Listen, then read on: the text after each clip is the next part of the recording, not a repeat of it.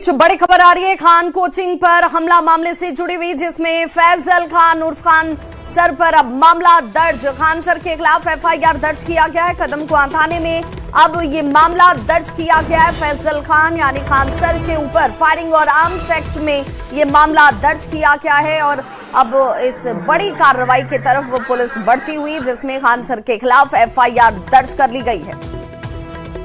तो आपको बताते चलें, जो वीडियो आप इस वक्त अपनी टीवी स्क्रीन पर देख रहे हैं, इसी वीडियो के आधार पर पटना पुलिस तफ्तीश करने के लिए पहुंची और उसके बाद आसपास के लोगों से पूछताछ की गई। जो दो लोग आपको आर्म्स के साथ यहां नजर आ रहे हैं, इन दोनों को गिरफ्तार कर लिया गया है। ये फैजल खान के यानी कि खान सर के बॉडीगार्ड बताए जाते हैं। इन दोनों ने इस बात को स्वीकार भी किया कि फायरिंग इनकी तरफ से 2 से 3 राउंड की गई थी और इसी के बाद इनकी गिरफ्तारी की गई। इनको कोर्ट में पेश किया जाना है, इस पर भी निगाहें बनी हुई और इस बीच एफआईआर दर्ज कर लिया गया है फैजल खान के ऊपर भी।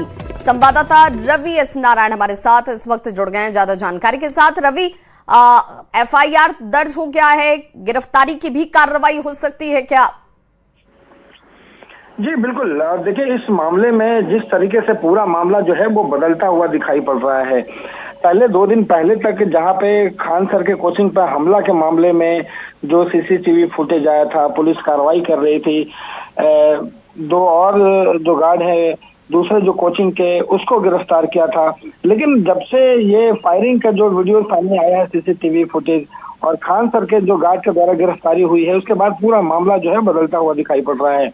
अब जो है आर्म्स एक्ट के तहत जो है या एफआईआर अब जो खान सर हैं उनके ऊपर दर्ज कर लिया गया है और जिस तरीके से फायरिंग की गई है और इसे लेकर के कदम कुआं थाने में ये एफआईआर दर्ज किया गया है और पुलिस जो है वो अब तहकीकात करने में जुट गई है। रवि, कल चूंकि घंटों पूछताछ हुई थी दोनों बॉडीगार्ड से भी और फैजल खान से भी, तो क्या ये आर्म्स जो तस्वीरों में नजर आ रहे हैं ये लाइसेंसी हथियार हैं? क्या है कोई जानकारी सामने आ पाई?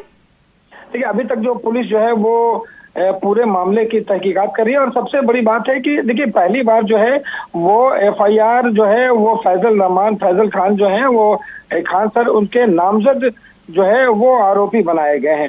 तो इससे जो मुश्किलें हैं वो बढ़ गई है, इनकी मुश्किल इस रूप में भी बढ़ गई है। इस मामले में अगर एफआईआर दर्ज हुआ है तो इसमें आरोप क्या क्या लगाए गए हैं? क्या फैक्ट्स को छुपाने का आरोप है? ये आर्म्स जिसका इस्तेमाल किया गया उसे लेकर कोई धारा लगाई गई? आखिर इस एफआईआर में आरोप क्या लगाया गया? एफआईआर में जो 2 बड़े आरोप लगाए गए हैं, एक आरोप जो है वो आर्म्स एक्ट को लेकर के है कि जो आर्म्स जिस ढंग से लहराया गया सार्वजनिक जगहों पे जहां पे पढ़ाई की जाती है, वह खुलेआम कैसे जो है वो आर्म्स को लहरा सकता है, एक ये लगाया गया है। और जिस ढंग से यहाँ पे फायरिंग की गई है, वो हत्या की जो कोशिश की गई है वो भी एक धारा लगाई गई है, हत्या की कोशिश के धारा। तो ये दोनों जो है वो बहुत महत्वपूर्ण है। बिल्कुल रवि, एक सवाल जो सभी इस वक्त जानना चाहते हैं, चूंकि जब जिस दिन की यह घटना थी उसके बाद से लगातार मीडिया में फैजल खान यानी खान सर का बयान आता है, वो पटना पुलिस की सराहना करते हैं कि इतनी तेज गति से एक्शन लिया गया, लेकिन ये फैक्ट छुपा लिया गया कि फायरिंग जो है उनके ही बॉडीगार्ड की तरफ से की गई। अब ये एफआईआर दर्ज आज जब हो चुका है तो गिरफ्तारी की संभावना बढ़ गई है। ये गिरफ्तारी भी कब तक हो सकती है? निश्चित रूप से देखिए जब एफआईआर हुआ है तो अब इस पूरे मामले में सबसे बड़ी जो कार्रवाई हो सकती है वो फैजल खान की गिरफ्तारी भी हो सकती है। इस वक्त खान सर कहाँ है? अभी जो है वो माना जा रहा था कि कोचिंग में ही थे, लेकिन अभी फिलहाल कुछ घंटों से ये जानकारियां नहीं मिल पाई है कि वो कोचिंग से जो है वो कहाँ गए हैं। और पुलिस जो है वो लगातार अब जो है वो छानबीन करेगी, वो तहकीकात करेगी और माना जा रहा है कि किसी भी वक्त जो है वो गिरफ्तारी भी हो सकती है फैजल खान की। बिल्कुल, कल रोशन कुमार जिनकी गिरफ्तारी हुई थी, उनके इंस्टीट्यूट के जो बच्चे हैं वो सड़कों पर निकले, प्रदर्शन करते नजर आए। उन्होंने कहा कि उन्हें जल्द से जल्द रिहा किया जाए क्योंकि यहाँ पर उन्हें साजिशन फंसाने की कोशिश की गई। उस लिहाज से क्या पुलिस कुछ कह रही है? देखिए पुलिस का कहना है कि जो मामले जैसे सामने आए, देखिए जिस ढंग से कार्रवाई हुई है उसमें कई सवाल खड़े भी हुए हैं। पहली बार जब सीसीटीवी फुटेज आया, पुलिस ने खुद प्रेस विज्ञप्ति जारी करते हुए कहा था कि कहीं से कोई फायरिंग नहीं हुई है, सिर्फ पत्थरबाजी हुई है।